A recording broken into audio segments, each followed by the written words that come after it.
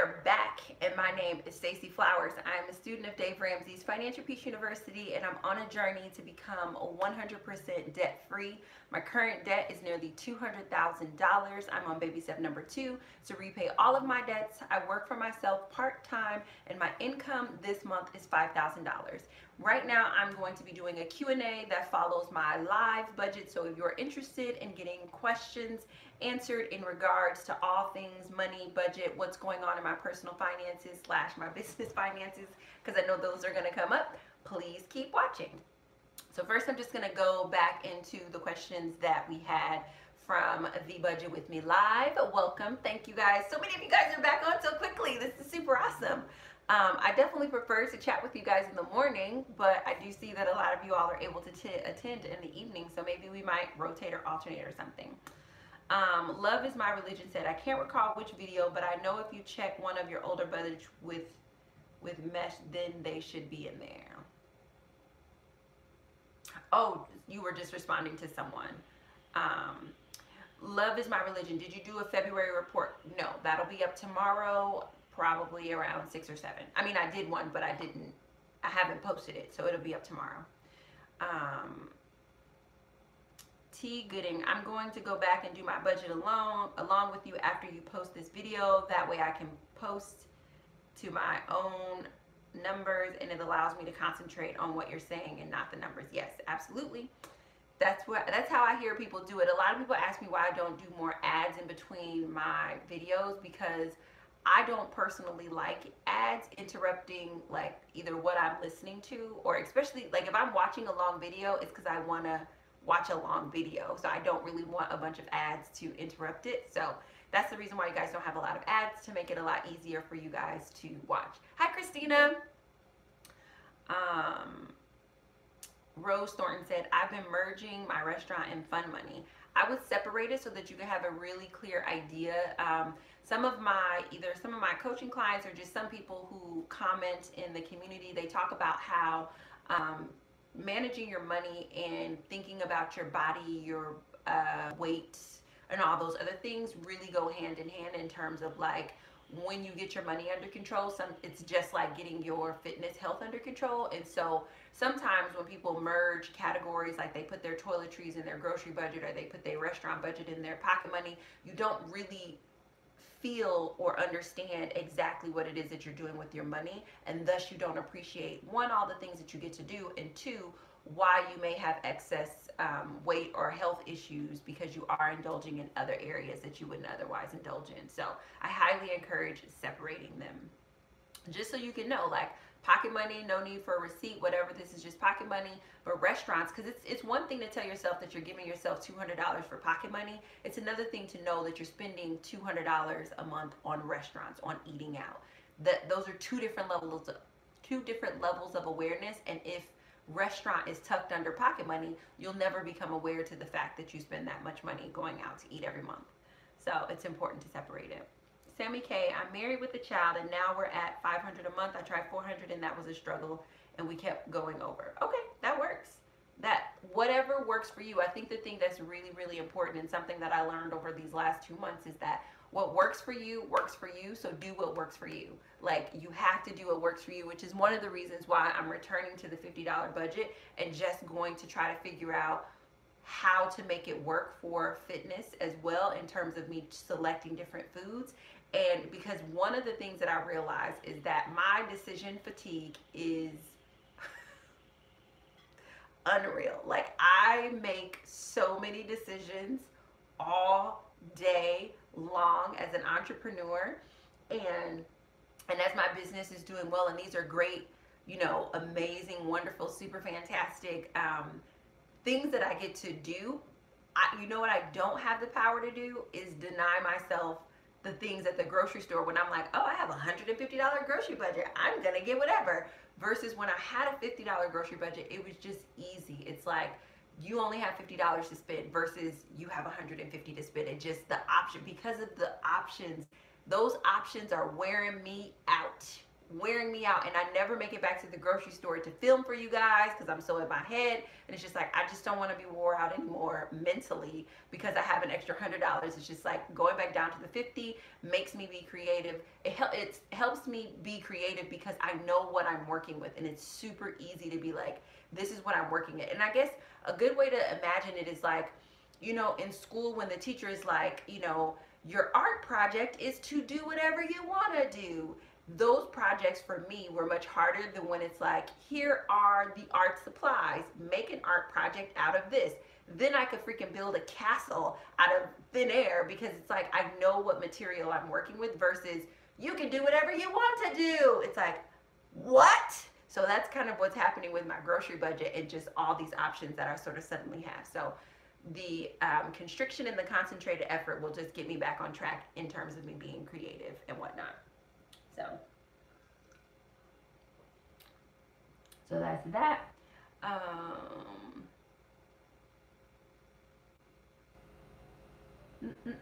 So yeah, definitely throw your questions up. I'm just looking in the old one just to see if there are any questions unique.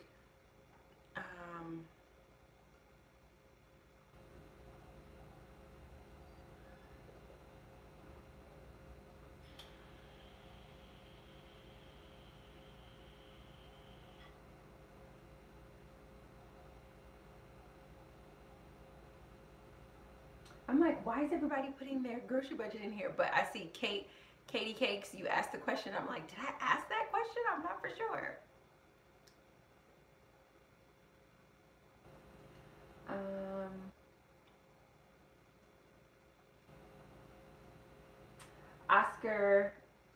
Oscar Nod Wannabe. I just started giving myself pocket money, miscellaneous money. I got invited to a Dig birthday party, a dog probably birthday party, and wanted to bring a gift. It dawned on me that I needed another category for my cash envelopes. Yeah. And you know, I would love to do cash envelopes, but I just don't have enough cash opportunities. Now this may shift because starting next month, I do have to work on this social life that I told myself I was going to do in 2019, which is social lives cost money, folks. Like, I'm trying to find the inexpensive things to do, the free or inexpensive things to do. They're not as easy as I thought they were going to be, but that'll be interesting to see how adding a social life, like, you know, going out and dating and all that jazz will impact my budget.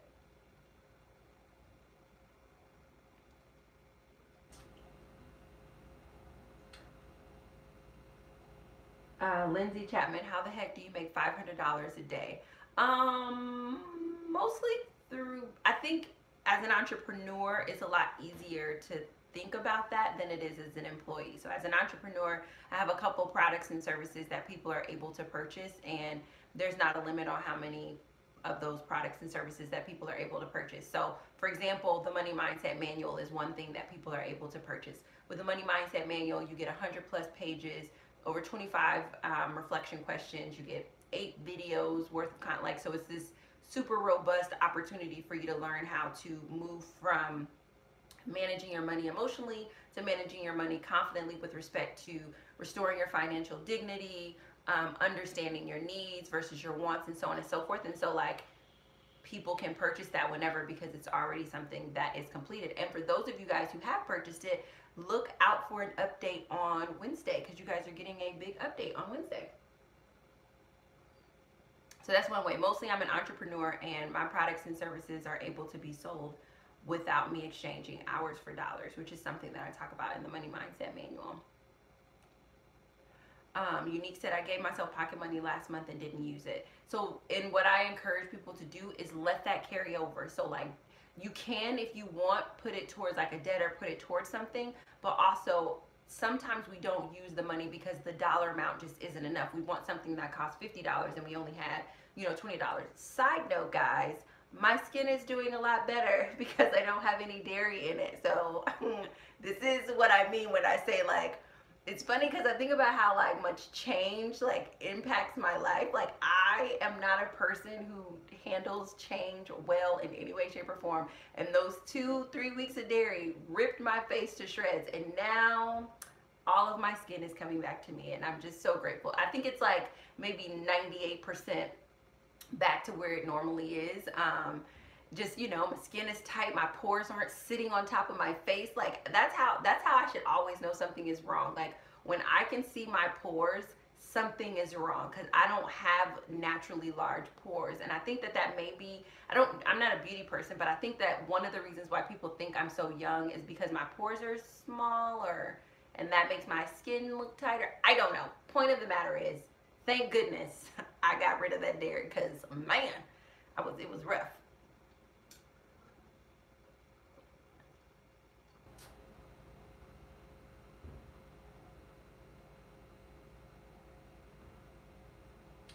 Um,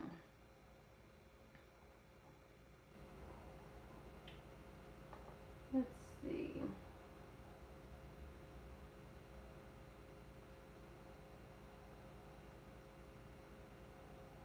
Unique said, Dave Ramsey said, don't step foot inside another restaurant unless you're working at it. Listen, you have to try to figure that situation out. Like, I was very, very fortunate this month. I had a speaking engagement in Kansas City. The day that I was supposed to speak, there was a crazy snowstorm, so I wound up staying for the weekend. But my hosts were amazing, and they basically fed me steak all weekend. Like, it was, I forgot how amazing going out to eat and having a nice glass of wine and a beautiful steak and a loaded potato. I forgot what that feels like, man. And listen, this is why you can't go into a restaurant, because the minute you go in there, it makes you say, oh my God, I gotta make this happen all the time. Oh, it was so amazing. Like, it was so amazing. I mean, my hosts were amazing anyway, but all of the places that they took me to eat, there was one place that they took me to eat. The food was so good. It was actually a breakfast brunch place. The food was so good that I was trying to just learn more about it, and I found out that they had a recipe book. So I'll share that recipe with the book with you guys as well, because you guys do know that my tradition, anytime I fly, I get to buy one book on my trip. That's the only sort of exception that I have to purchasing books, which in the beginning of this budgeting experience, that was probably one of the harder things to give up, is purchasing books and food, in terms of like eating out. But me allowing myself to buy books when I travel makes it a lot less like intense, and I get to check out a lot of books from the library. So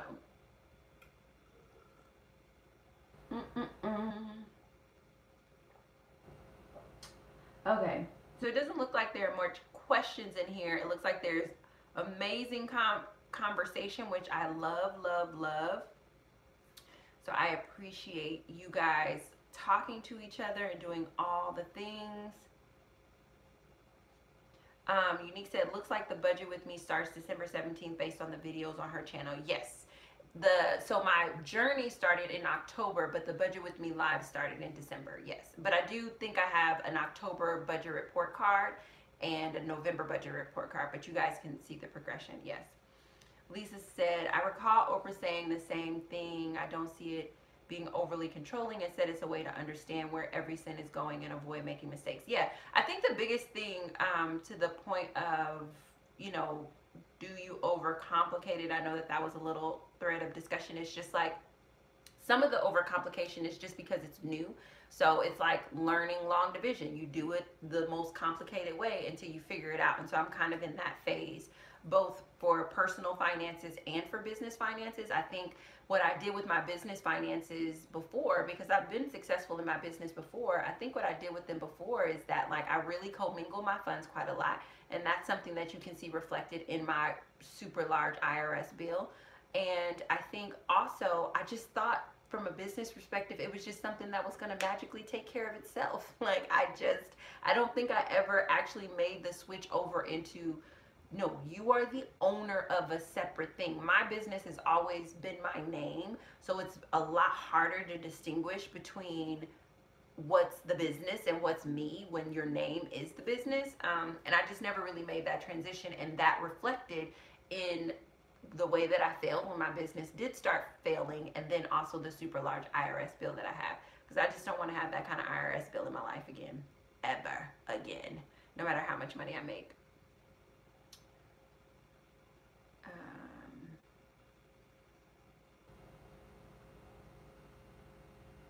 Um,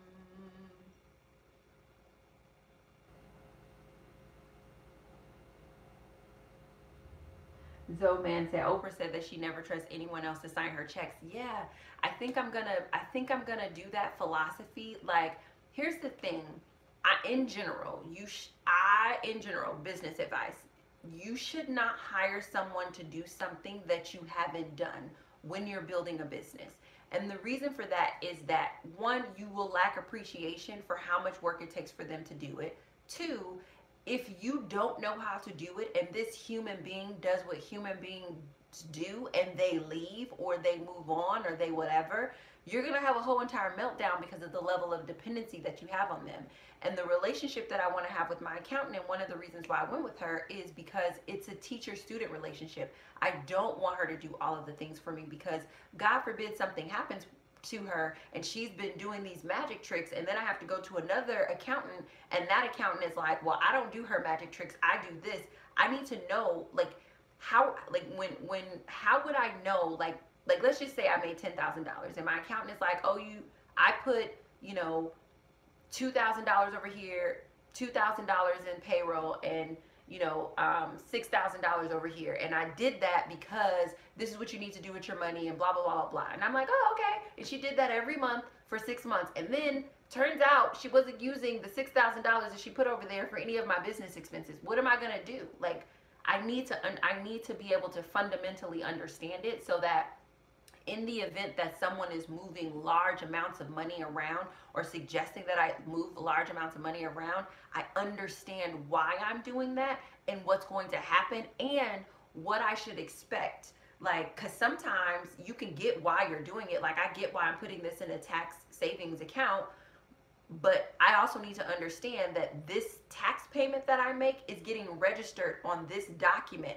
and it will be reflected on this document. And if it's not reflected on this document, there is a problem. So all of those little details, it's like, I don't want to outsource anything that I haven't touched, done to the point of some level of understanding so I can appreciate the position that I'm putting you in, and I can maintain a working knowledge of what's happening, especially at this point, because yes, my company is profitable, but my personal net worth is a negative $200,000. I cannot afford to have anyone do anything with any of the money that I am earning. I can't afford for any of that stuff to happen. Like, I can't afford for people to just, oh, well, you can handle it, because we say that all the time. Oh, she's making all this money, she's not gonna miss this $200. First of all, I will. And even when my net worth is positive, I still will. But it's just like, sometimes people get weird, So yeah, so I think that will be my philosophy, no matter how big it goes, is that I will always be the person to sign my checks. I maybe if I go public, like, bring on a board and maybe other people can sign with me, but I think I will be the only person who signs in the future, even when I'm making $1 billion a year. Yes, Christmas should be a sinking fund since it is something that happens every year.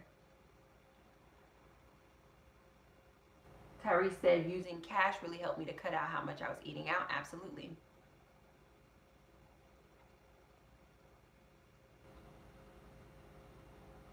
I'm so excited. All right, so now I'm going to go over to the other stream.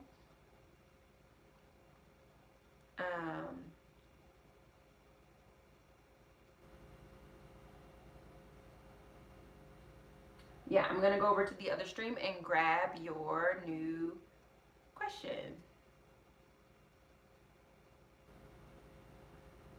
Lexi Stanland said, have you considered dropping personal trainer for a few months? If you're wanting to be aggressive in debt repayment, just hit gym solo for now. No, because one of the reasons why I'm able to increase my income is because I do have a personal trainer. And I'll explain it to it from two reasons. One, and I think I said this the first time that I talked about getting a personal trainer, primarily it's just because I have an intention to build the sexiest body of my entire life. So that's real, and I'm not taking anything away from that. But in addition to that being real, I am an entrepreneur, and the side of entrepreneurship and the side of success that no one talks about, and I may start a conversation about this on the channel, is that it's incredibly isolating and it's incredibly stressful. And isolation plus stress is the perfect environment for depression and anxiety. Now, it's not the perfect environment for PTSD, which is wonderful because I won't be triggered, but it is a beautiful environment for anxiety and depression. And because I am my greatest asset in my company still, meaning that there are some aspects of my company that won't earn money unless I show up, I have to make sure that I am mentally, physically, emotionally, and psychologically and spiritually at my very, very best. The healthier I am, the healthier my company will be. So there is also a portion of me intentionally investing in a trainer, one, so that I can get out of the house and not be so isolated, but two, so that I can physically do something with these emotions that are coming up, either through therapy or just through actual stress of managing a company. And what a lot of people don't understand about the nature of your physiology and your psychology and your ability to be able to be creative is that all of that stuff is intertwined. All of that stuff is intermixed. And so many people think, oh, well, I can just stress myself out. I can just burn out. I can just push through and I can just make it work. That's not how business works. That's not how entrepreneurship works.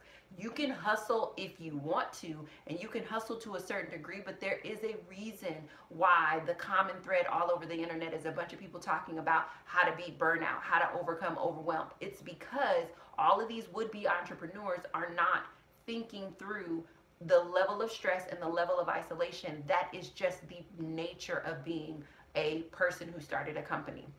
Because I'm thinking through that, and I'm very aware that financially, monetarily, I am setting a bar to bring in $250,000 this year. The amount of stress just thinking about bringing in $250,000 as an individual person overwhelms me. It's difficult for me. The amount of stress of thinking about a business idea that brings in $250,000, executing a business idea that brings in $250,000, all of that stress is in my body. And the only way to get it out of my body, or to at least make sure that I'm taking care of my body so that I'm not, eventually carrying the stress in panic attacks, or carrying the stress in ulcers, or carrying the stress in other physical symptoms, is to physically move my body. When you look at the correlation of men who have heart attacks, when you look at the correlation of people in general who have stress-related illnesses, a lot of it has to do with the fact that they're not taking care of their body. And I know for me personally that in order for me to birth a business idea that's going to bear $250,000 worth of fruit, I need to take care of this vessel. So that's the other part to it, is that it's me being proactive about what's going on. Like, think about it. I paid off this IRS bill, and you can, if this is your first time seeing me, maybe you can't tell, but people who've been watching me for a while, you can probably see/hear the difference in how I sound, look, feel, just because of the stress of me winning, right? I'm winning and I'm still stressing. I need that to go somewhere. I need to be around other people, and I don't need to add one more thing to my plate where I'm trying to think through my fitness plan, and I'm trying to think through the exercise, and I'm trying to make sure I'm doing the right amount of reps. I don't have time to spend my creative energy on deciding those things when I can pay someone to decide that for me and outline it best for my body. It's not a proper use of my time, and it won't solve my problem. The problem that I'm going to have as an entrepreneur is stress and isolation. Personal training solves that problem for me. Me going to the gym solo just to jump up and down, or work out and push things, doesn't solve that problem, because I'm still going to be by myself, and I'm possibly going to have to learn something new in order to make sure I'm doing the form right, and I don't have time to be trying to learn something new because I'm trying to give birth to a $250,000 idea so that I can free myself from this debt. So that's a little bit of sort of the reason why, even though it doesn't seem like personal training is necessary now, it's about me being proactive as I am, growing and structuring myself as an entrepreneur. And a lot of people say, oh, well, if you had a full-time job and maybe a part-time job, would you do this? Probably not, because the benefit of working for someone else is that you are not creating the ideas that you're executing. But when you are creating the ideas that you're executing, and you are executing the ideas that you are creating, you need a whole nother setup than someone who is executing the ideas that someone else has created. And even when you're executing the ideas that someone has created, you still see the stress related diseases that destroy people. So it's like, I just don't want to be destroyed. I've had enough health scares to learn that lesson and to want to be proactive. So I hope that that helps. Carolyn Fry, when you first start your videos, you state the amount you owe. Is that the amount you owed when you first started paying down to repaying debt? Are you not giving us how much? No. When I first started, I believe I was at 208,000. Then I got about 18,000 forgiven. But in this past year, I know bare minimum $9,000 was added back, because that's about how much interest gets added every single year on my student loans. And so that's why I'm back up to closer to 200,000. The only reason why I don't give the specific number is because I wasn't yet calculating my interest. My student loan interest, I believe a month is about $845.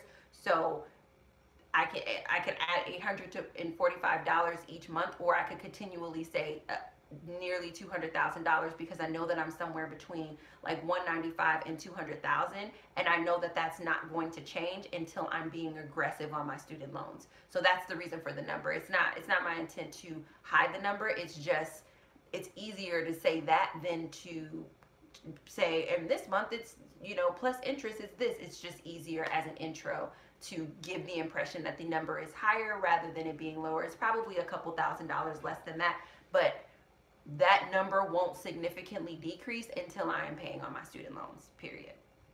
And this is something that I'm very clear and very aware of. So let's see. Questions. These are great questions, guys. Are your student loans private or public? My student loans are public. My interest rate is 5%. And there's something with one of my student loans is a subsidized loan, and the other one is an unsubsidized loan. So the subsidized loan stays smaller even in deferment versus, I mean, it does grow, but I feel like maybe it's like 1.5% or something like that when it's in deferment, versus the unsubsidized just has its regular interest. But they are public. Question. Could you do a video on the intersection of your money and your emotions? My husband is struggling with this. He has some serious survivor's remorse because he got out. Yeah, I think that that's just the video that's coming up now, because I am actually being aggressive about paying off the debt. I feel like all of my videos sort of intermix the emotion thing. But I will speak specifically to the idea of like being the first, or, you know, moving beyond your family norms, because that's mostly what I've been focusing on in therapy. And it is quite intense, guys. Like, I wish I could say that, oh, this is so wonderful. No, it's not. Emotionally, it's not. Outwardly, that part is wonderful. Like, that part is super fun, super awesome. Seeing people, you know, I love my coaching clients. Everybody's feedback on the money mindset. I like all of that part is awesome. The receiving the money part and the spending the money part, that's when I'm like, somebody get a vacuum. I have exploded into a million pieces and I need someone to come and vacuum me up off the floor. Thrifty Simplicity. Stacey, do you ever buy books at the Dollar Tree? I just got a few there, only $5 for 5 books. No, I don't, but sometimes when I go to the Goodwill, when they're like 25 cents and 50 cents, I do. But I try to curb that, because once I give myself choice, it's like breaking the seal of something. And if I break the seal of purchasing books, then it becomes a whole entire problem. I'll tell you, you can tell I haven't been able to buy a book in a long time, because when I went to Kansas City with my host, I was in his office and he had a bookshelf in his office. Don't invite me to your office or your house where there is a bookshelf unless you are willing to let me borrow a book, apparently. So I went there and I feel like I borrowed 4 books from him, and he gave me 2 books. I borrowed 2 books and I bought a book. So I literally left Kansas City with 5 books.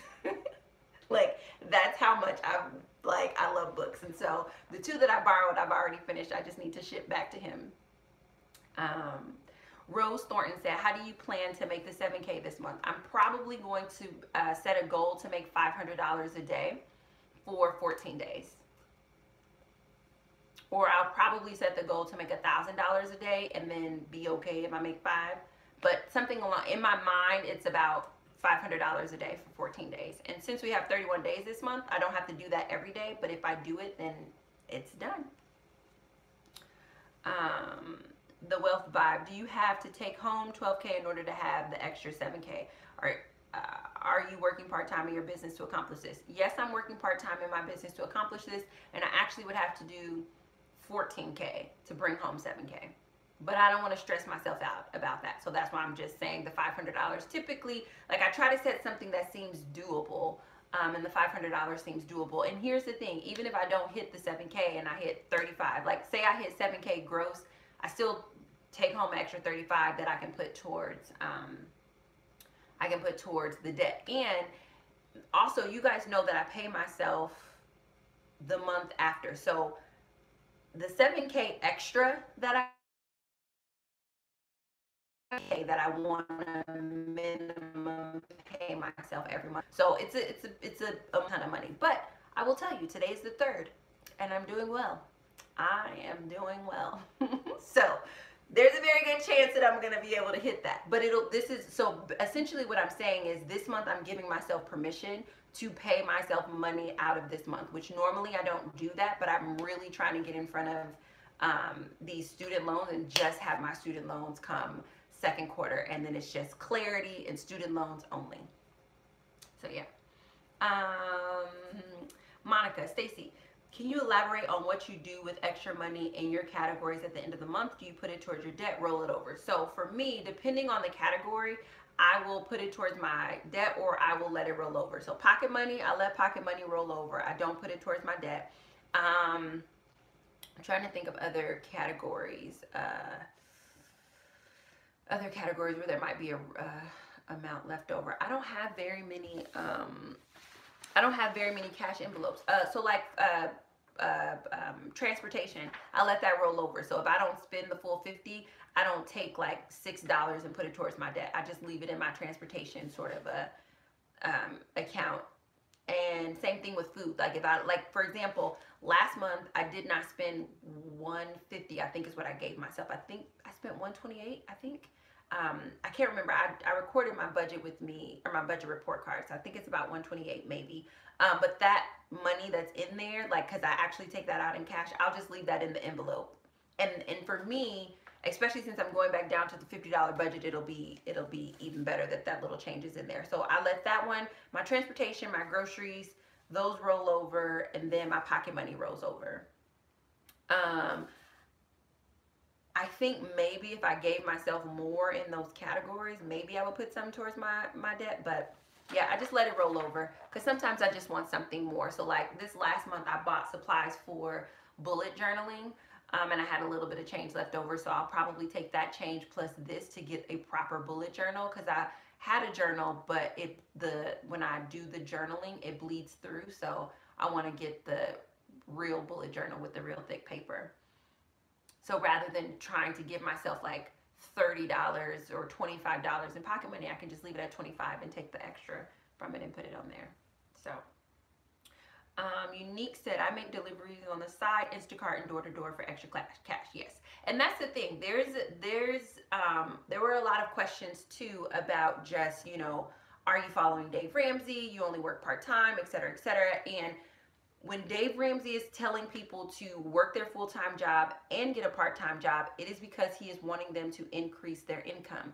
My income is increasing. So the reason why I can work part-time is, one, I've decided to, but two, I have the income that allows me to be able to do it. Now, if I had a traditional full-time job and my income was capped at whatever my salary was, for me personally, I still wouldn't look for a part-time job. I would just build a business, but I'm entrepreneurial.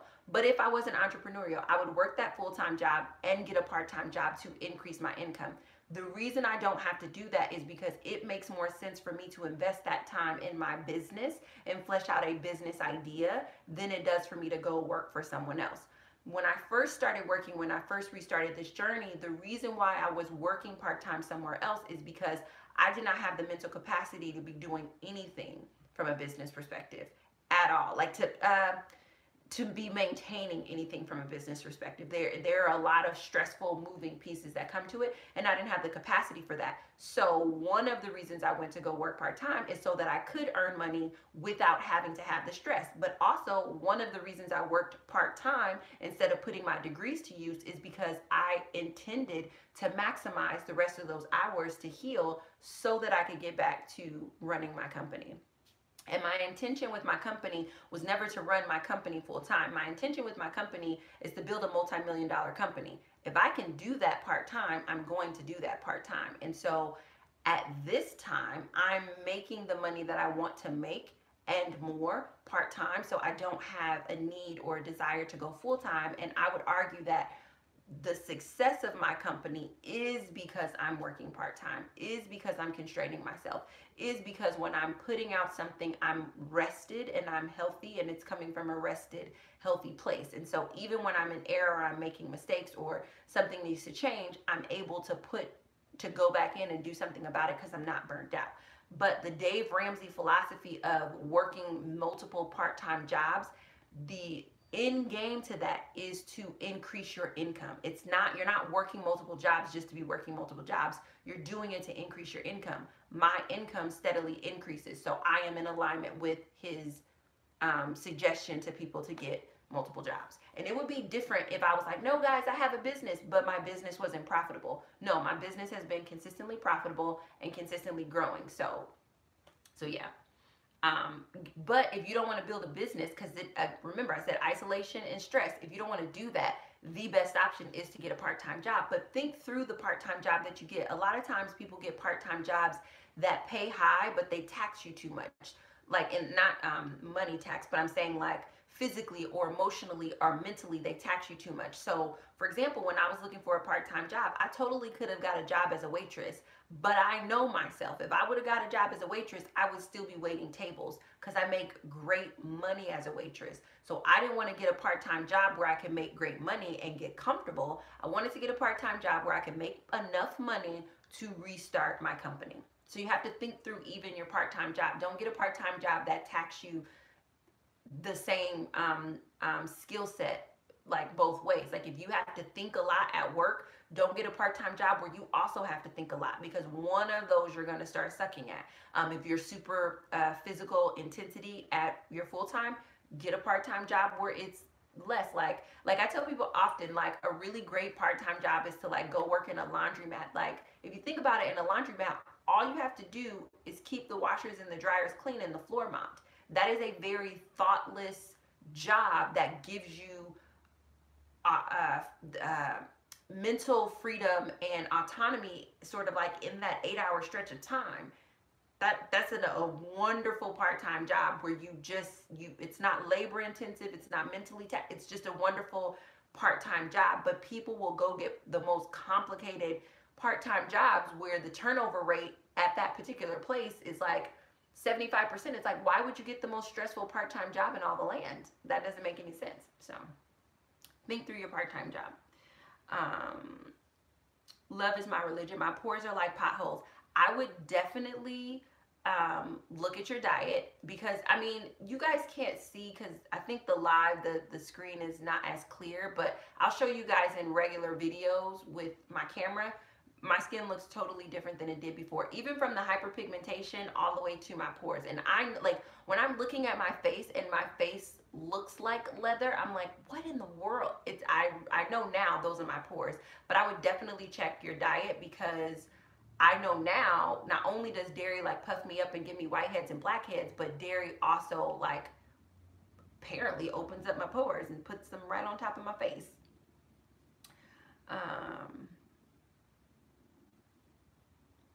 Love is I'm gonna stop with cream because that's my addiction. Yeah, it's hard in the beginning when you stop, but stop and look for specific results, and it will make it easier to stop. Because there are times when I want something dairy and I really think about it. I'm like, okay, you want this dairy? Do you also want this acne? No? Oh, okay. Well, we're gonna put the dairy back. The Fortitude Fix. Thoughts on the best online passive income source? Journals, ebooks, typical books, manuals, something, Etsy, etc. I would say ebooks and manuals and master classes are probably the very best passive incomes. However, understand that even though those are the very best passive income, online passive income sources, the work, you have to do the work to build that system for that passive income thing to work like that. But I would say masterclasses, manuals, and ebooks. And the reason for that is because everything is delivered digitally, and so you don't have any overhead after it's done and designed. You don't have any costs associated with delivery. And then when there are issues, like for example, there are issues in the money mindset manual, I get to update that and just send it right out, as opposed to re-delivering, re-shipping, and all that other stuff.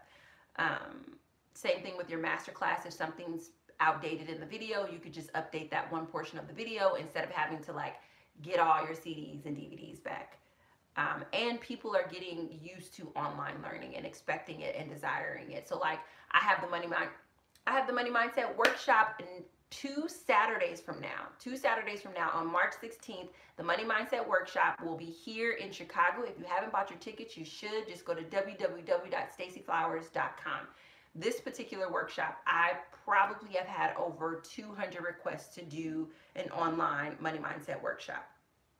And that's just because people are now saying, I know I don't have to travel to get the information that I want. Like the online interface is just becoming very, very common, and people are really enjoying it, are very used to it. So I would say that those are the best and probably the easiest to do. The easiest, they're the simplest, but that doesn't mean they're easy. They're probably, okay, yeah. So those are the best online and the simplest online passive platforms, but they are not the easiest to implement, because obviously you have to write an ebook that's valuable, a masterclass that's valuable, etc.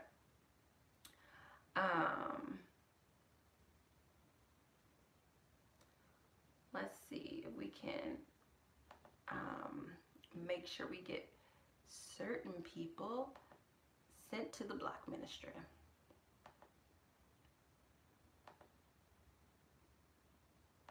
So next question. I really appreciate you gals for hanging on the line and asking questions. Do you have sinking funds? No, I didn't want to start my sinking funds until I was done paying for all of my other debts besides my student loans. So I'll probably start my sinking funds next month as well. A lot of plans for second quarter, a lot of plans. And the sinking funds that I want to do, my son will be turning 17, which is also, I realize, making me emotional too. Man, my whole entire human being will be 17, guys. Like, see, just even talking about it was just about to make me cry. I'm not going to cry. I'm not crying on this live today. I have made the decision.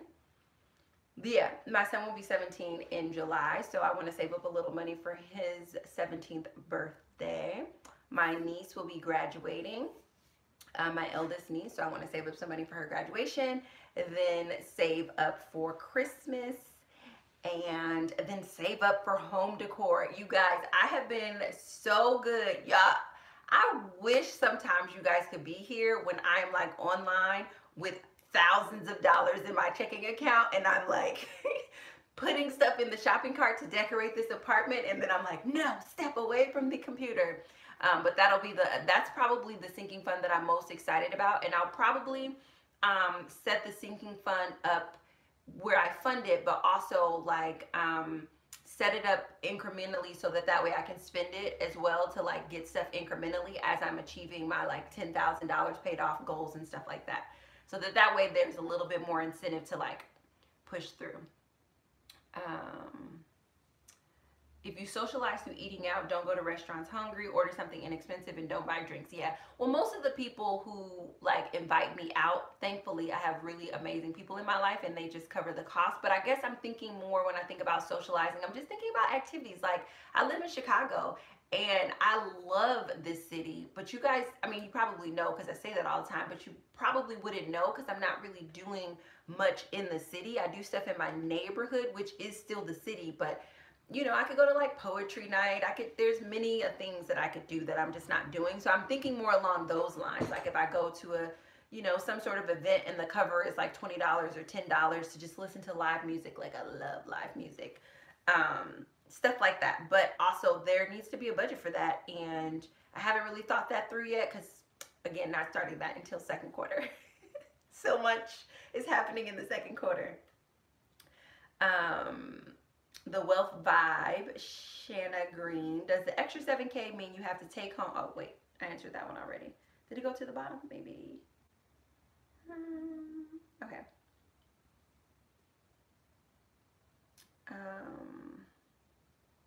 Unique. What can you do to increase your income? Do you want to do what you do now in the next 5 to 10 years? Oh, are you asking that question to someone else? Yeah, I think for anybody who's just like, it can't happen for me, you should get the money mindset manual, because I take you through a process to figuring out how to earn more money. But also, I think that it's important for you to open your mind to the idea that you can earn more money when you decide that you're going to earn more money. I know that it seems like you're stuck in your job and this just is the way that things are. No, this is the way things are because of the choices that you made up to this date. If you want them to change, they can change. And I know it probably feels like I'm on my soapbox because I'm like, oh, I make $5,000 part-time, but I didn't start here. I started all the way over completely. I didn't work for a year. I didn't earn anything for a year, and I rebuilt that thing up slowly. And that I know now doesn't seem like it's that significant, and it seems like it was a small blip on this glorious radar, but no, that was a massive, huge crater time period of my life where my income was below the poverty line for 2 years, over 2 years, and I was able to rebuild from that, just consistently budgeting and shifting my mindset to the idea that I can earn more money. And that's just something that you need to do, and whether that's through having many jobs or that's through you having one job that pays you well. However, whatever your mind is ready to take in, you have to be the one to shift out of that. So yeah, 42 Fix, what is your advice on setting up a business account? Make sure that like you have your business account ID. So your business, I think it's called your business account ID. Is that what no, your tax, what is it, your tax ID?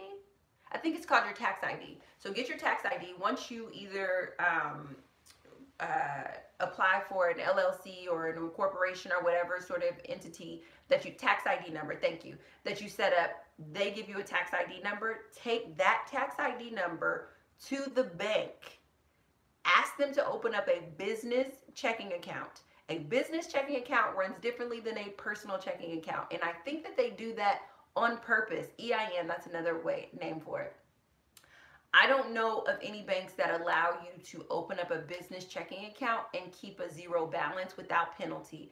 That could be a possibility, but of the banks that I've searched, most of them, unless maybe you're a nonprofit, but I think even if you're a nonprofit, they still expect for you to have some sort of minimum to avoid fees. And I realize that the way the bank is trying to keep the floor in your checking account is because they're like, oh, if you're a business, you're going to have running expenses and blah, blah, blah, blah. You need to have money there. So set up a business checking, pay the business checking fees, make sure that it is a business checking and you get all the business checking features. Sometimes you get a higher spending balance. Sometimes you get more transfers. You just get different benefits, but don't set up a personal account with your tax ID number or your EIN.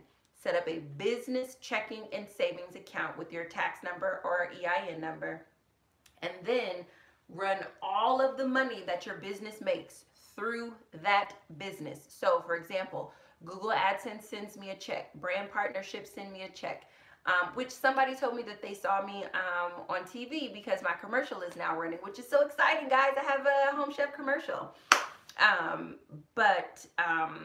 You know, when people purchase the Money Mindset Manual, when people book me to speak, what are some other ways that I make money? When people buy my books from Amazon and I get a royalty paycheck, my coaching clients, they actually pay me through PayPal, and then I transfer that to that account. But I'm going to try to figure out a different way to just make it straight go to that account. But every month, every dollar that comes into my business goes into that business account first. before I put anything into my personal account. Then to put into my personal account, I transfer, which I'm probably going to stop doing that. I'm probably going to start actually writing physical checks to myself just so I can have another checks and balance. But that would be my first piece of advice, is to get your tax ID number and set up a business checking and savings. And the savings, what I use for my savings right now is I put my the amount of taxes in there just for the month, and then I send my payment off to the IRS for my taxes, for my business taxes, which is not to be confused with this IRS debt that I had over here. But yeah, my advice, if I could do anything over, I would start a real business checking account. Like, people think that if they just open up another personal account and call it their business account, they're going to treat it like a business account. Guess what? You're not going to do that. You're going to treat it like a second personal account. And the IRS is going to treat it like a second personal account. If you and think about it, like sometimes people will be like, I want to make 6 figures in my business. Well, if you want to make 6 figures in your business, maybe you should give it an account to go to. I remember the late Dr. Miles Monroe said that sometimes people don't get the blessing in the form of money because their baskets aren't ready. And there is no better, greater way to put your business basket, make sure it's ready, than to have a proper business account. Put it in a business account with a separate tax ID number. That would be my advice. I'm also thinking about doing some sort of business mindset manual, if you will, because people seem to be quite fascinated with my ability to earn on a part-time basis. And you guys can look for a video on my schedule, because I've been working so hard on this schedule over the last 2 weeks, because I was like, if I don't do anything else before the next month happens, I need to get this schedule together. And I finally got my schedule together. I figured out what was sort of like throwing me off and becoming a problem in terms of me working input and doing the output.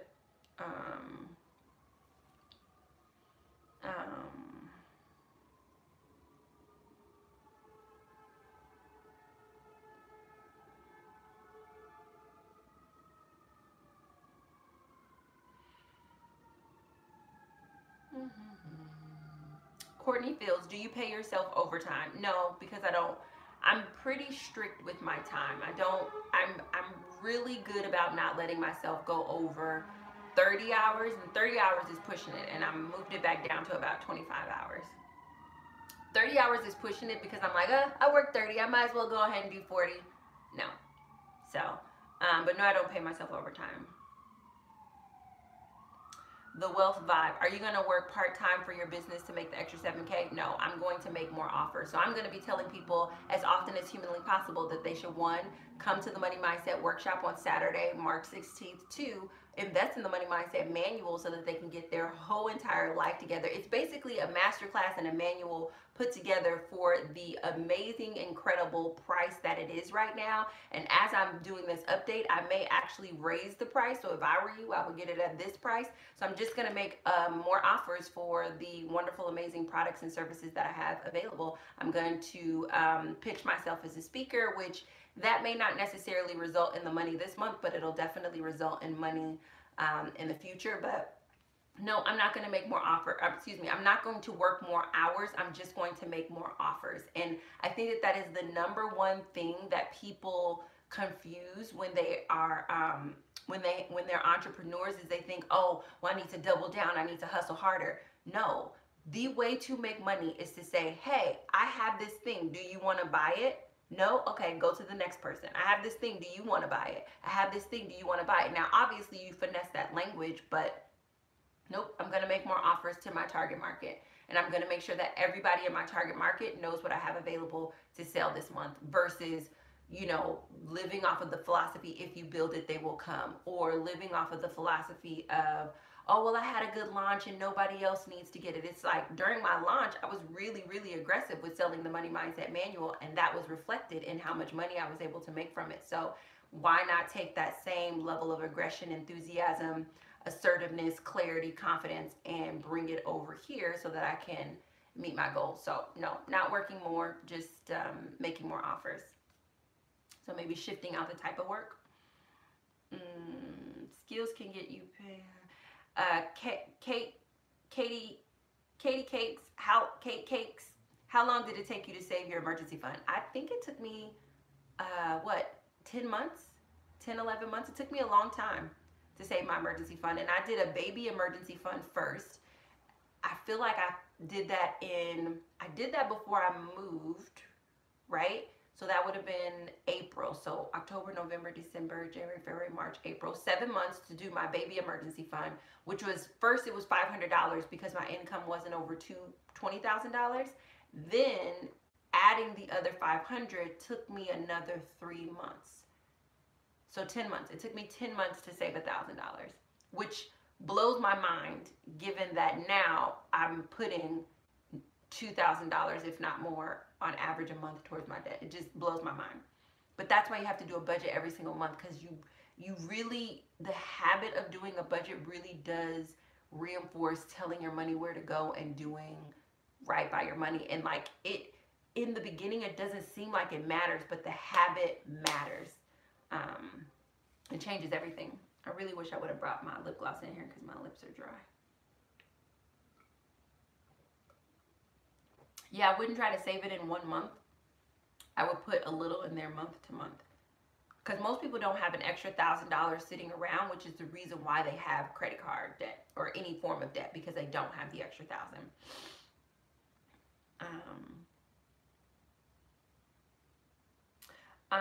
Janetta Cooper, Stacey, check out LLC. Well, my company's not an LLC, but the way that my company is incorporated is best for the business that I'm building.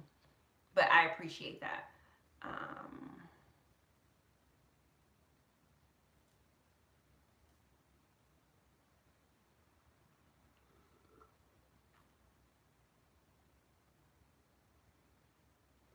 Zodman said, what is the first step towards success after business failure? Ooh, this is a good question. I would say, ooh, it's such a good question. I would say the first step towards success after a business failure is a business autopsy. A business autopsy. Is that what it's called when somebody dies? An autopsy? Yeah, a business autopsy. You need to sit down and figure out why your business failed. And if the answer that you give is blaming someone else, my partner did this, so-and-so didn't do, if when you do this autopsy, I don't know why this is so hard, autopsy, you are blaming any other person, thing, whatever, then you are not ready to start another business, because being an entrepreneur means being 100% responsible for it all. And if in the beginning of the autopsy you thought it was somebody else's fault, you need to go back in and try to dig deeper into the business and figure out what didn't go well. And what you should be looking for in this business autopsy, which I just feel like this needs to be a post. This is such a good question. You need to be looking for the systems that failed. Right? And if you're like, oh, what systems? I didn't have any systems. Well, there you go. That's why your business failed. You need to be looking for what system was faulty. Not what person, what system was faulty.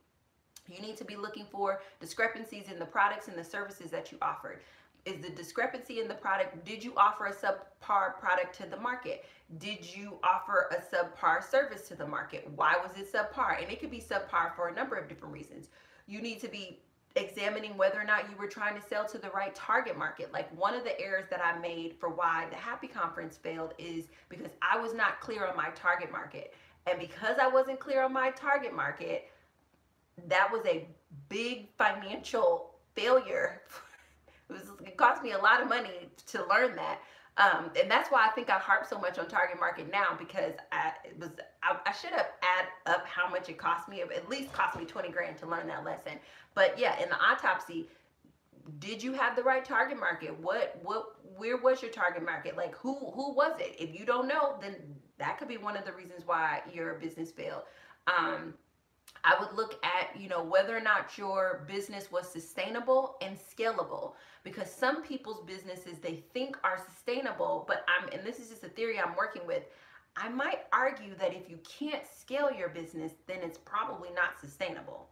And a lot of people think that their business is sustainable. And I'll give you an example. Somebody who does YouTube videos, they're like, oh my gosh, I'm an influencer. I could do this for the rest of my life. I love it. I love getting on camera and doing this. And yada, yada, yada. They think that their business is sustainable because they enjoy the work, they enjoy the checks. They're like, this is sustainable. I could do this forever and ever. And then life shows up and they go through a breakup, or they get pregnant, or they get married, or somebody passes away. Something happens in their life, and their ability to show up and do YouTube is no longer there. They did not have a sustainable business. I'm hoping that that makes sense. They didn't have a sustainable business, and that's evidence because the minute they couldn't show up and do videos, their business slowly stopped making money. That means you're not sustainable, which also probably then means you're not scalable. So then how does a YouTube person or an influencer scale their business? Well, you guys are starting to see that a lot with influencers making master classes and writing ebooks and different things like that. Those master classes, those ebooks continue to sell even if that person doesn't show up and do another YouTube video. So it's like, I would, conduct this autopsy and say, okay, was my business sustainable? Was it scalable? If it wasn't, then I got to go back and I need to make sure that I'm creating a business that's sustainable and scalable. And then last but certainly not least, I would do a deep dive on my marketing and figure out whether or not I got lost in the sauce of my logo and my colors and all of those other things that matter, but don't matter as much as me making offers, having the right target market, being sustainable and scalable, and me having the proper systems in place. That is the first step. That's becoming something. I'm telling you right now. That just came off the top of my head, but that is a great question that I think produced a really great answer. That is your first step. You need to conduct a business autopsy and figure out exactly why you failed. And if you watch my morning show, I talk about how failure, the definition of failure is the omission of required or expected action. So what you're looking for is, okay, what required action did you not do? What expected action did you not do that ultimately caused your business to fail? That's why I say, if the first thing out of your mouth was, well, so-and-so cheated me out of money, my business partner did, if you are blaming, you are not ready to start another business because you don't have the thing, what it takes to be an entrepreneur. And the first thing that you need to be an entrepreneur is the ability to take 100% responsibility for everything horizontally and vertically. Like, everything is your responsibility. You're not to blame, but everything is your responsibility. It's your business. So that would be the first thing. I don't know if you guys can tell. I know I love business as much as I love money. So the Stacey Flowers Morning Show is on Instagram every morning, Monday through Friday at 7 a.m. So thank you so much for that question. I'm definitely going to turn that into something because I think that would be really important. I think a lot of people's businesses fail and they just bumble into the next company and they didn't learn. And you got to learn because let me take something from Iyanla Vanzant. It's pathology, right? Like, you're going to take the pathology of that old company and put it in the new company, even if you go to a different industry. Like, say you started a company and you were on you were doing a speaking company and now you decide to be a lifestyle brand. You're going to take that pathology right into your lifestyle brand. So conduct a business autopsy. I like it.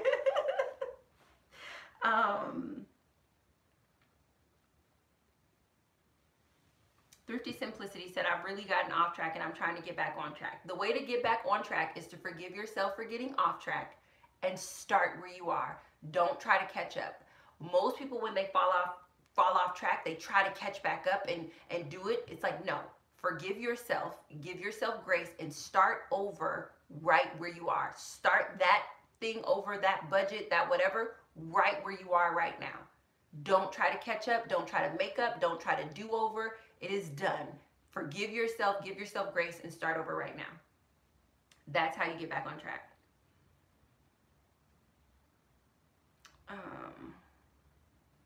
Unique said, that's why I go to yoga and counseling weekly, similar to why Stacey has a personal trainer. Yeah, and it's just like, you have to know yourself too. I know myself. I'm going to be an entrepreneur for the rest of my life. I am somebody's mom. I'm the mom of a teenager. And I think sometimes people forget that I'm the mom of a teenager, which means I have mom-teenager stress. And I know I'm the non-custodial parent, but that doesn't mean that I'm the non-stressed out parent. I still have stress as it relates to raising my child, and I don't live in the same place as my child. So there's stress there as well. So it's not just entrepreneurial stress. Like, I am a mother and an entrepreneur. So it's like, and I'm the mother of a teen, like I can't emphasize enough, like the way that I choose to take care of myself is not just about, oh, this is cute. Like, no, I'm someone's mom. My son lost a whole year of life with his mother because I didn't take care of myself. I will never put him through that again. I will never compromise my health or risk my health for the sake of months, for the sake of coins or being aggressive. I made that mistake the first time that I did this journey. So I'm not going to do that again. And I don't want to wait until my health declines in order to try to make up, catch up, and do that. No, I'm going to be proactive about all things related to my health because I am the mother of a teenager. I am an entrepreneur. And I'm a lot of other things, but those two weigh the heaviest, and the stress that comes from that is real, and I need to manage it. And I want to manage it in healthy ways. Like, there's a reason why I don't drink, I don't smoke. You guys don't hear me, you do see me cry a lot, but you guys see me cry about money. You don't see me crying over being in and out of broken relationships. Like, you guys don't see me crying over, or not crying, but you guys don't hear me or see me discussing a lot of the buffering activities that people do because they don't have a place for their stress. I have a place for my stress, which is why when I looked at my budget and I realized that having a glass of wine every day didn't fit in the budget, I didn't have an issue with letting that go because drinking isn't a vice for me. Drinking isn't a stress relief for me. I don't have wine to wind down. I have wine because I like the taste and it pairs well with my food, and I like to have experiences when I'm eating. Does it wind me down? Yeah, but it doesn't serve that purpose in my life because I'm de-stressing in other ways. But that's about me being proactive. And I just encourage you guys to be proactive in your own life. Like, you get one. And when you learn that lesson, it's like, I'll spend $100 million on me to make sure that I'm able to show up and do all of these other things before I sacrifice that. But I'm also in a position to be able to say that. I didn't have a personal trainer last year when my income was fluctuating between $800 and $1,500 a month. I'm practical enough in my mind to not be ridiculous, but also when I was making that amount of money, you guys didn't hear me talking about wanting to aggressively pay off my debt. You guys heard me talking about wanting to restore my financial dignity. My goal was different, and now that my goal has changed, the armor or the things that I need to carry with me and the things that I need to do look a little bit different. So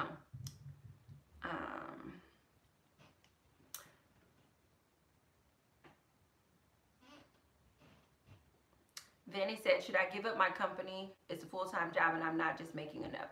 No, I think you should give your company a quarter of concentrated, consistent, committed time. I think that you could benefit from pausing your company for a quarter and giving it concentrated, committed, confident time, like focusing on it. Like, if you are running a business full time and you're not making enough, you're doing something wrong. Run that autopsy. I guess it wouldn't be an autopsy because it's not dead yet. Run a diagnostic to figure out what's going on. Is it your system? Is it your target market? Is it your product or service? Is it your scalability? Like, what is the thing that is the reason why your company isn't making money? Businesses are designed to make money. If you're not making money, you are not in business. That's something that was probably the harshest thing because I love talking and I love supporting people. So to hear that unless I was making money, I didn't really have a business hurt all of my feelings. And then I had to pull myself together and realize that me having hurt feelings didn't change the fact that I didn't have a business. You have a business when you are making money, and if you're not making money, you need to conduct an assessment on your company to figure out why you're not making money. And it'll be one of those 5 reasons that we talked about in the autopsy. And I would say, rather than closing my business, I would just pause it for a little bit. Give it 3 months and assess and restructure and reorganize and then rebuild and reoffer. So many people think that they're going to miss out if they take a product off the market for a month. Maybe you need to take that product off the market for a month so you can redesign it and then put it back out there. Maybe you need to take the product off for a month because all of the other things around it are not speaking to the right target market. But these are things that you can't see unless you're willing to experiment. Um,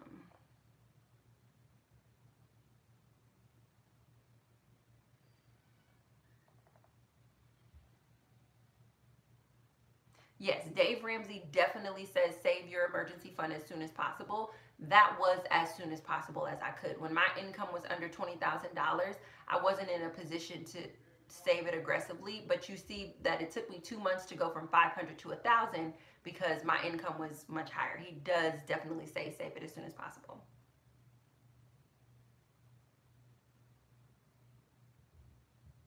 Love is my religion. After 3 years of working two jobs, it's hard to go back to working one. Yeah, that's the stuff that people don't talk about. They don't talk about breaking. So the habits that you build to get to where you want to go, breaking those habits and scaling back. Everybody thinks it's like this smooth, beautiful path. Like, no, this is it. And I liken it to like the people who retire. Like, right, people are like, I worked 30 years, I can't wait to retire. Then they retire and they're going stir crazy because for 30 years you've been doing something, you've been contributing, and now you don't know what to do. And it's very similar to that on the Dave Ramsey FPU plan. You've been being aggressive for so many months that the minute that you don't have to be aggressive, it's like, whoa, what's going on? There's like this shock, this re-entry into back into normal life that people have to go through. And I talk about that in a video where I talk about I think the video is like, what am I going to do when I'm debt free, or what are my plans for when I'm debt free. And I talk about how a lot of the ways that I'm living my life now is so that I don't have that much of a shock when my debt is all paid off, that my lifestyle from now to then isn't so dramatically different that I have a re-entry back into society problem, or I compromise my health or well-being, which a lot of people do when they're trying to be aggressive.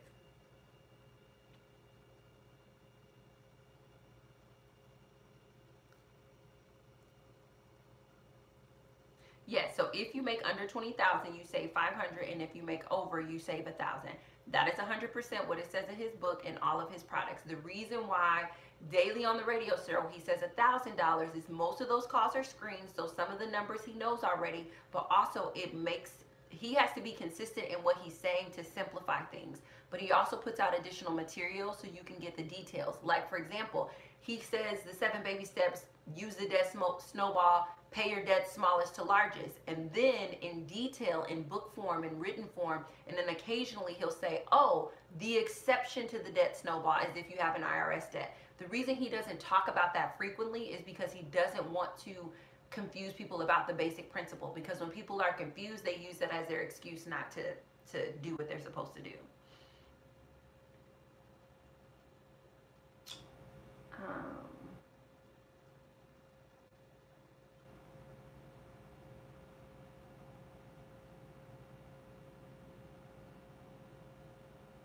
Ernestine Elbert said, hey, Stacey, thank you so much for your generosity. You are welcome.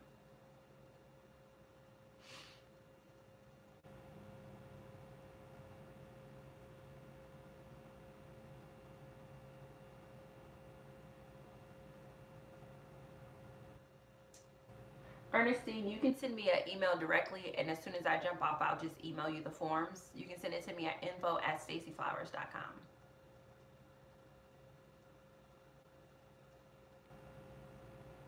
Yes, Dave Ramsey is very aggressive because that is what people need. That's what I need. Like, I'm being aggressive now. I couldn't afford mentally to be aggressive last year, but I'm definitely being aggressive now.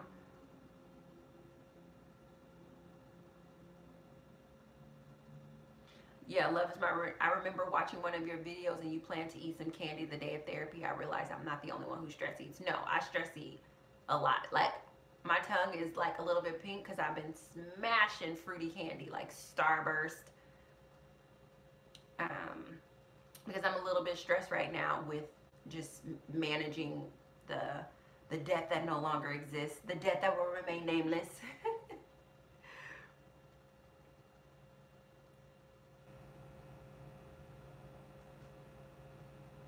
Bright Chances said, how much is your coaching session? So I'm no longer offering, I don't have any coaching available. My coaching for quarter 1 and quarter 2 is sold out, and my prices will be changing at the top of quarter 1. So I will definitely let you guys know about those changes come June 1st.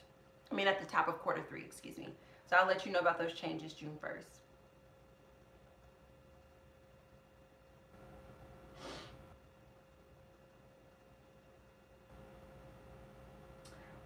The wealth vibe. What streams of income comprise your business income? Is YouTube included? Yes, YouTube is included, and I actually have a video that says how I make money, and it talks about the 5 income streams that I have. But it's speaking, speaking, products, events, curriculum, and I can't think of the other one off the top of my head. I can't think of the other one off the top of my head. But I have a video if you want to see it. But yes, YouTube definitely makes up a part of my income. Unique said, what are your favorite types of books to read? Nonfiction, self-help books, and religious texts. I love. Okay, so for like just pleasure reading, like 100% just pleasure, spiritual texts. I really love reading affiliates. That is the other source of income. I really love reading spiritual texts. So like Conversation with God, the book of Proverbs, anything by the late Dr. Miles Monroe. Like I love spiritual texts. But the types of books that I read most frequently are self-help, self-development type books. It's hard for me to read novels because they end. I don't like all novels, like all stories come to an end, and that is the end of the story. So like you guys have saw in a couple of my videos, I was reading Shoe Dog, which is amazing. If you are an entrepreneur, you need to read this memoir. I'm gonna do a book list of the memoirs that every entrepreneur should read, and Shoe Dog is one of them. Dear goodness, this is a great book. But the last 4 pages, it took me all this month to read those last 4 pages. But that's just because I didn't want the book to be over. Literally.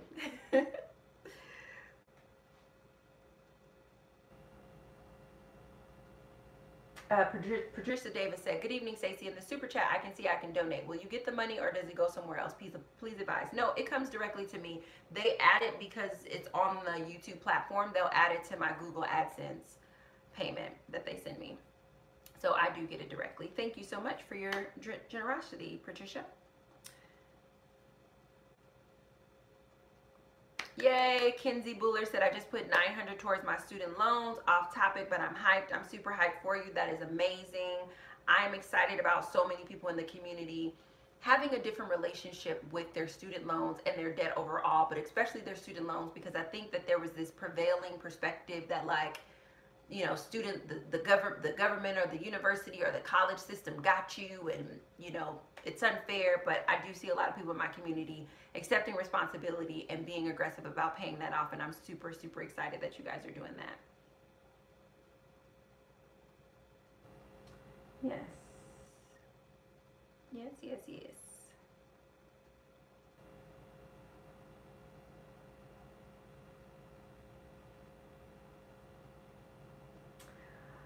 Colleen Mason said, I'm in Newfoundland, Canada, even on disability and being in the hospital for 4 months waiting on a liver transplant. I've been following your efforts and I paid $8,500 on the way so I can be debt free. That's amazing. That's amazing. Like I want people to understand that your circumstance isn't the reason why you're not paying your debt or earning the money or living with the financial dignity that you want. It's not your circumstance, it's your mindset. And if you can shift your mindset, which is the reason why I encourage people to get the money mindset manual, it changes your life.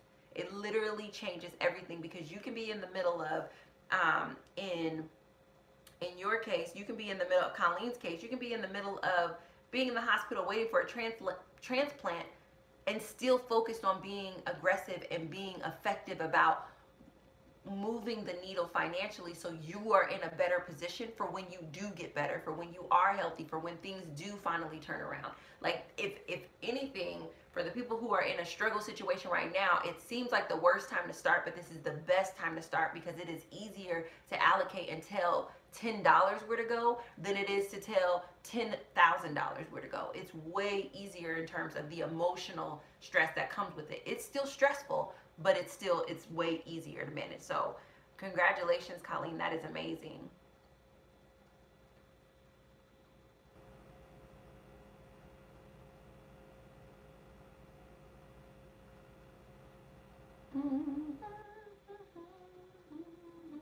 Just looking for more questions. Looking.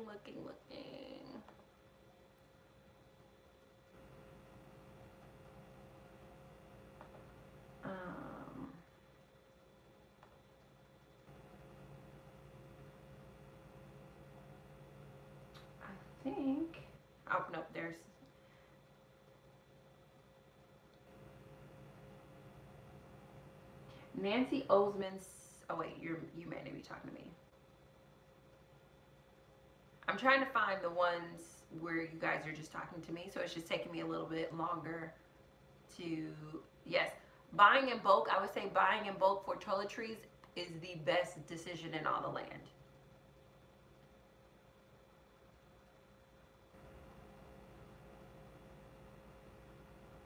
Nicola Anderson, thank you for the info, Stacey. You're awesome. Have a good night. Thank you. You are so welcome. Liv Nicole said, preaching a good word tonight. Thank you.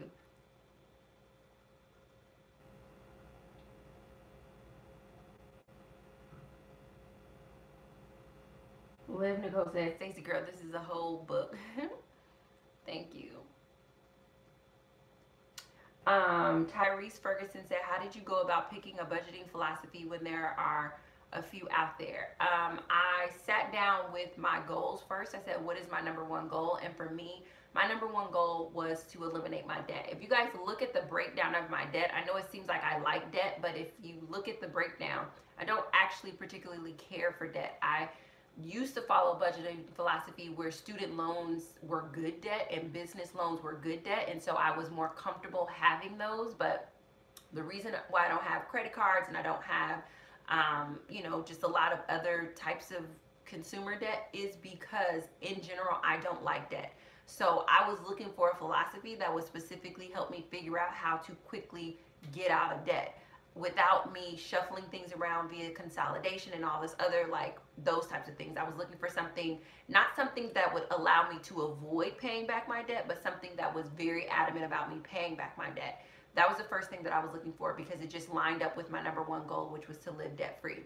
The second thing that I was looking for was something that aligned with my spiritual values, because money is something that I do treat as spiritual. And so I wanted to make sure whatever philosophy I was following, it was in alignment with that. And not all budgeting philosophies align with spiritual practices.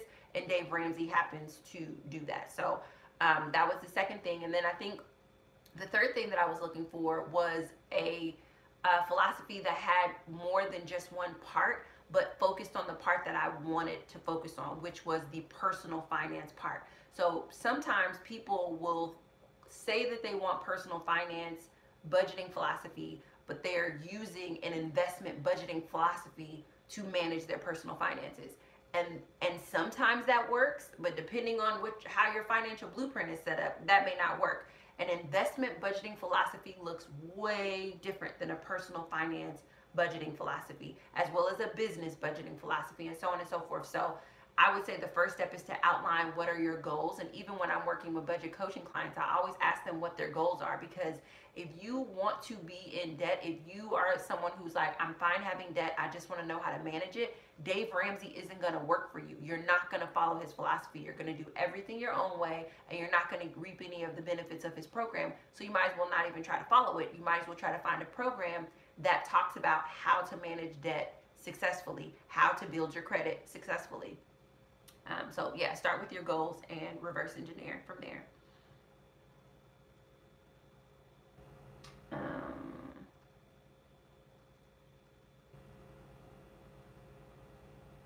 I second the business mindset manual. Okay, that'll be pretty easy to write, so I like that. Kinsey Buller said, when you say you work part-time, do you specifically set aside hours to work each day, or is it a byproduct type of thing? Nope, I set aside hours each day. So like Thursdays are coaching days, and that's been that way since January. Now I've adopted and figured out how I'm going to organize the rest of my days, but when I hit 25 hours, I just stop working. Yes, Stacey, business mindset manual. I want that. Yay.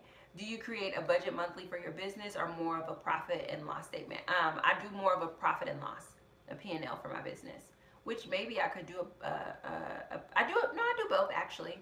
I guess I do both. My accountant maybe more so does the P&L, and then I do the regular business budget, but it's set up basically just like my personal budget, and I send the numbers over to her, and then she does what she does.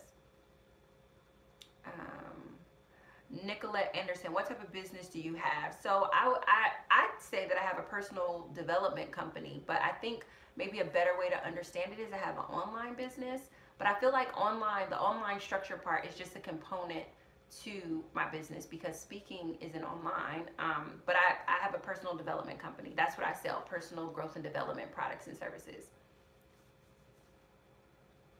Ernestine said, how do you calculate the tax every month? My accountant calculates my taxes, and that's based on the type of business entity I set up.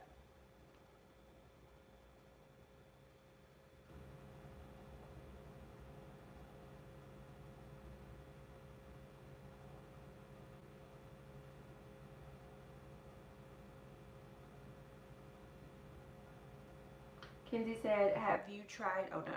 Yes, have I tried different pens so that they wouldn't leak? Yes, I have tried different pens, but when you try different pens, you don't get to do as much of the fun stuff with the bullet journaling. So that's the only reason why I didn't want to keep doing with different pens. I think the recommended bullet journal is the Lectern journal, I think. Oh man, do they all shadow? I feel like the girls who draw like amazing pictures, it doesn't look like they have shadows.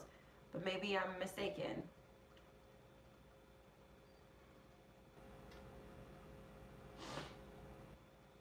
Eli Parker, thoughts on the Capital One 360 checking account? I don't have any thoughts because I don't use that.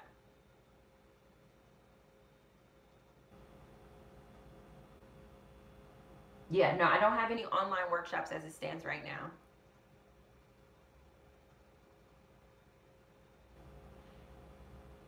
I don't have any online workshops. I think if I do something online, they're going to be more like master classes than workshops, which I know seem like they're the same thing, but they're set up a little bit differently.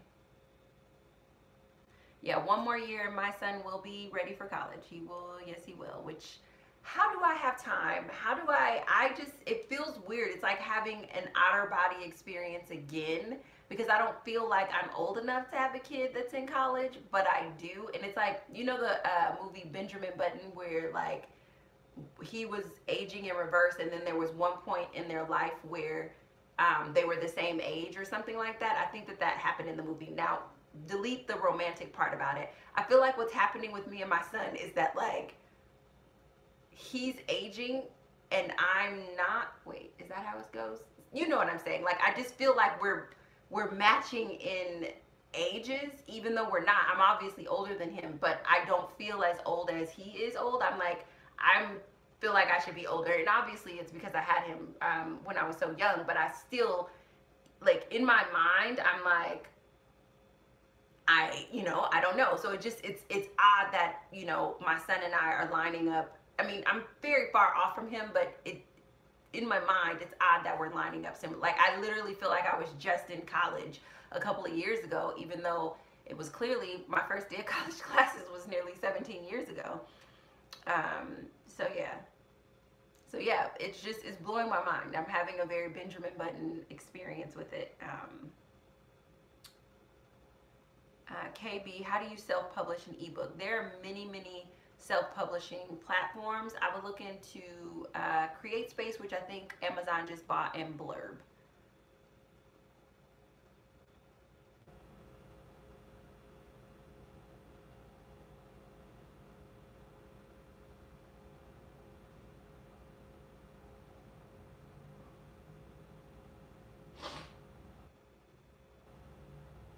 Yeah, that's what I would use my pocket money for.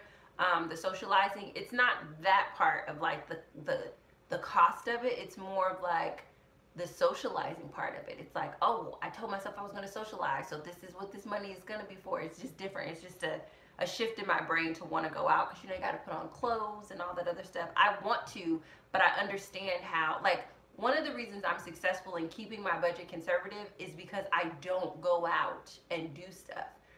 So when I start going out to do stuff, that's going to be opening that window of like choice again, which may prove overwhelming. So I just have to be a little bit mindful of how I do that.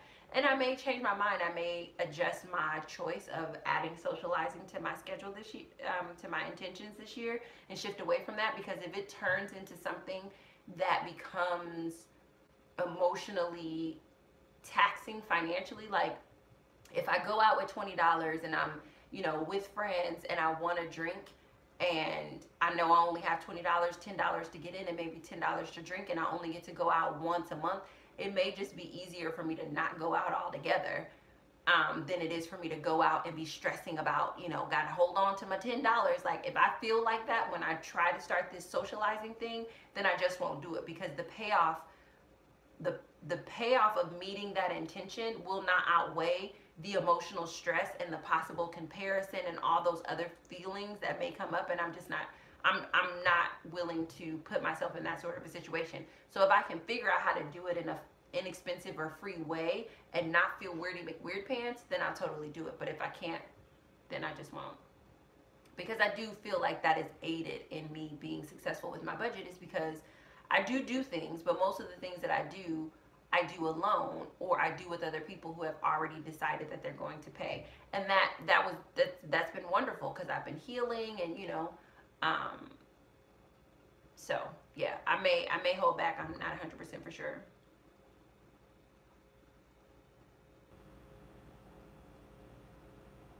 Kinsey said, I love how absolutely uplifting this community is. Me too. It's my favorite part. It is my favorite part. Okay. Coming down to the final questions.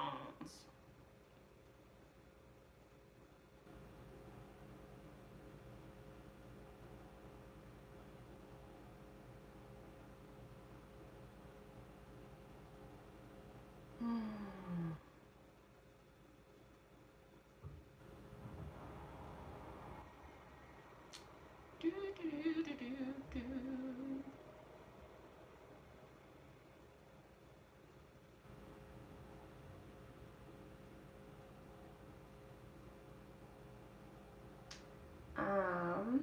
Oh, okay. Yes, we're at the bottom. Okay.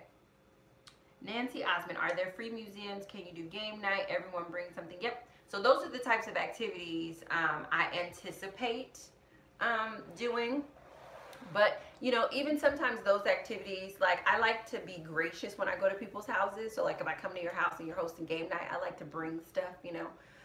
But again, we'll see. I haven't tried to start socializing. And I'm hoping, because it's like, it's a good thing to want to socialize, just like it's a good thing to go to the gym. But just like the gym shocked me with all of the other expected expenses that come with going to the gym, this may shock me as well.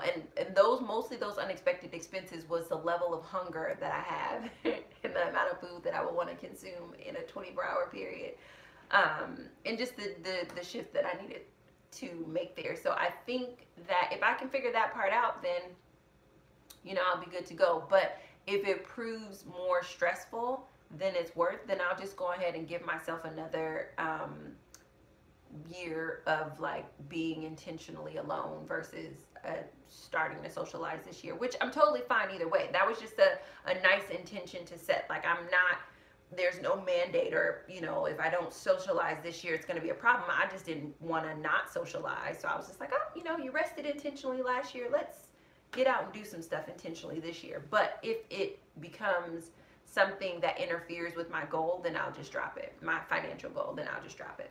So, but I can't say one way or the other. It may be enough that now that I'm hosting, my company is doing live events, that may be enough socializing for me. I may not need to go to other places, because I will actually be gathering different groups of people. So that may be enough for this year. So we shall see. But those are all the questions. Where did you get the hoodie from? This was a gift from a subscriber.